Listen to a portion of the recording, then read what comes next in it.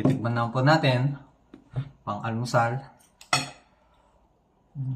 Unahin po natin yung ampalaya. Saka gusto ko sa pakbet kasi may sabaw para masarap.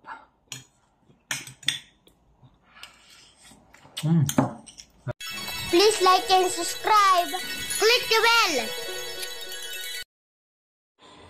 Magandang gabi mga ka-garden. Magluluto po tayo ng pakbet. Kung ano lang po yung meron tayong gulay na napitas po natin sa paligid ng ating bahay ay pwede po nating iluto sa luto ng pakbet. Ang sangkap po natin ay ampalaya, talong, saka sitaw na merong okra. Ayan. Napaka-importante yung siling panigang. Sa Ilocano kasi minsan marami yung sili na mahaba yung kulubot. Hindi po maanghang yun. Pero kasi ito maanghang. Tapos napaka-importante yung sibuyas, kamatis, at bawang. At meron po tayo ditong boneless na isda, yung isdang bagoong. Ayan, meron na pong tubig ito. Eksaktong-eksakto na to. Meron na rin po itong lasa. Kapag natanggal na po natin yung mga ganito, yan, tatanggalin nyo lang po yung mga hawakan niya dito. Yan, tapos isang hiwa lang po ito. Yan, ganyan. Tapos ilalagay nyo na. Ito, nahugasan ko na po yung mga gulay. Kasi mas maganda kapag hugas na agad. Yan. Tatanggalin nyo lang po yan. Ang iuuna nyo pong ilagay ay yung mabilis. Ay yung yung matigas. Yung hindi, yung mas matagal maluto. Sa bagay, pare-parehas lang naman yan. Ganyan lang. Sa okra, sa ampalaya, ganyan lang. Isang hiwa. Pwedeng dalawang hiwa para ganyan lang siya. Ang luto nito, buo-buo lang. Yan. Tapos isasalansan nyo lang po dito sa lalagyan.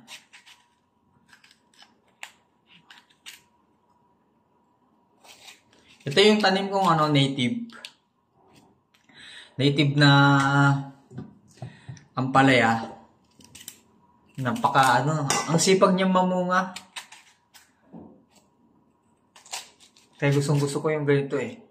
Yung buto, huwag nyo nang tanggalin kasi ganyan po talaga ang luto niya. Buo. Malambot. Saka kapag magpitas po kayo nito, mas maganda yung malambot pa yung buto. Mas maganda. Yan. Inuna na po natin yung ampalaya. Tapos sunod po natin yung okra. Ayan.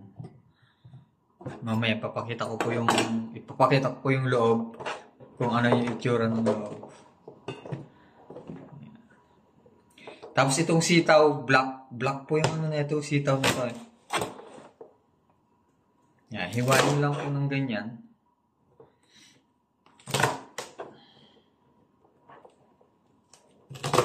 Ayan. Di ba? Bali yung sitaw kasi hindi ko siya nakikita. Nung pagpasok ko dun sa loob ng balag, ang daming nakalawit. Na po siya. Ayan. Tapos kung makikita niyo po yung bawang, ganito lang. Didikdikin niyo lang po yung bawang. Ayan.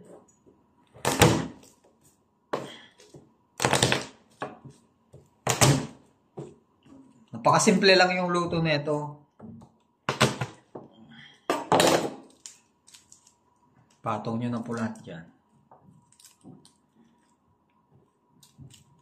Ito yung pinaka-simpleng luto na gulay pero masarap.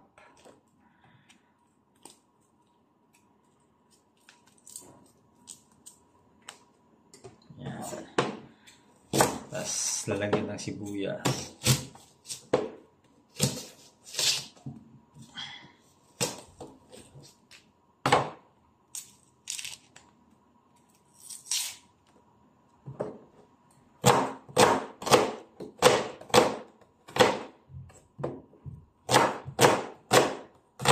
May tanim din pala akong sibuyas mga garden sa paso. Alam mo yung puwet? Itong pinagtabasan sa puwet niya, ibababad nyo sa tubig. Ayan. Ano pa lang? Ano po yun? Tutubo po yun.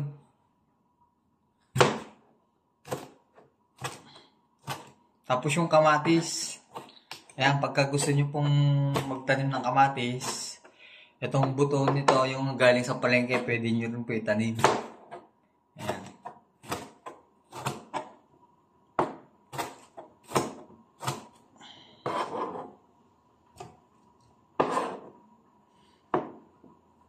Ayan, tapos ilagay nyo po ito. Hihiwain nyo lang po ng ganyan. Ayan. Para kumatas. Papatong nyo lang po yan. Pagka lagay nyo po, ilagay nyo na po itong bagoong na may tubig, tapos meron na pong pampalasa na po ito. Ayan. Nasa sa inyo na po kung gusto nyo pong lagyan ng matamis o asukal, isang kutsarang asukal, o kaya lalagyan nyo pa ng asin kung gusto nyo pong umalat pa. Nasa sa inyo po yung timpla, yung lasa. Tapos ito, ilagay nyo po sa compost nyo. Ito sa compost bin nyo para kapag nagtanim po kayo ng gulay, ay meron na po kayong pataba sa inyong mga halaman. Tapos lalagyan nyo ng takip at papakuluan na po natin. Lagyan natin ng konting asukal. Pampaano yan? Para pampatamis.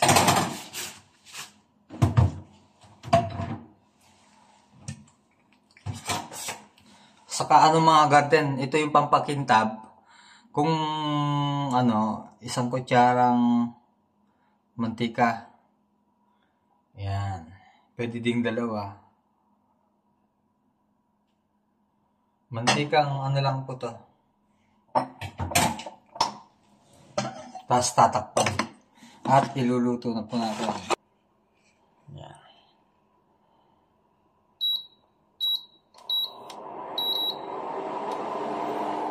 Yan, antayin nyo lang po na kumulo.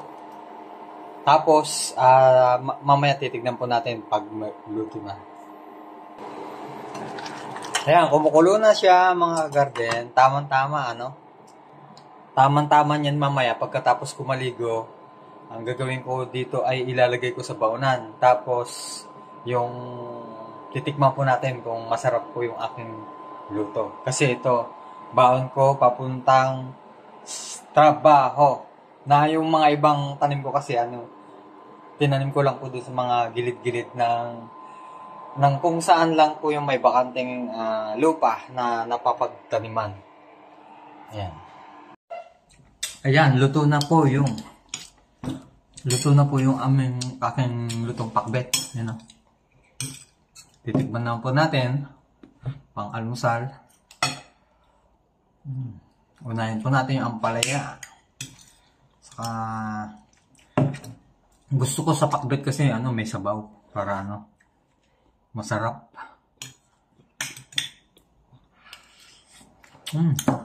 Sarap.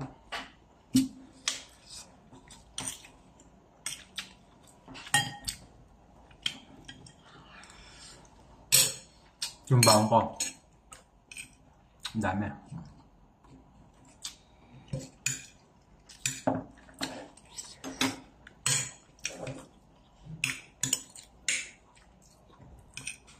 Kasi pag mamunga na ito, big. Ito pala yan.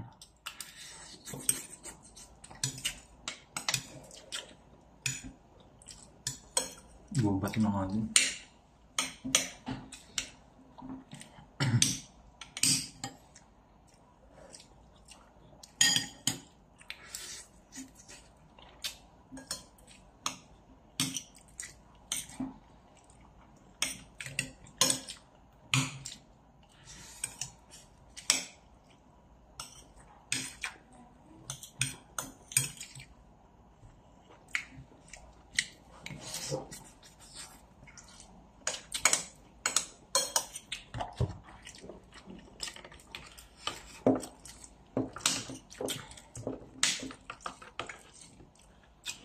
Sarap magmukbang.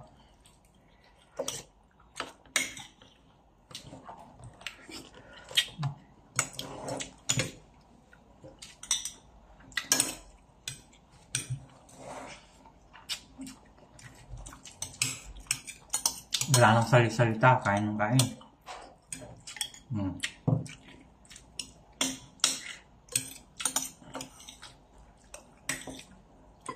Masarap yung ampalaya, yung buto, hindi pa siya matigas.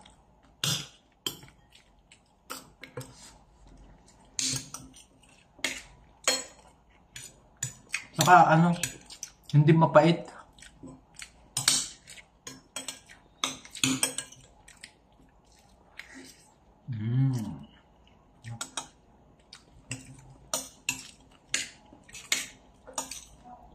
Hindi mapait yung palenta.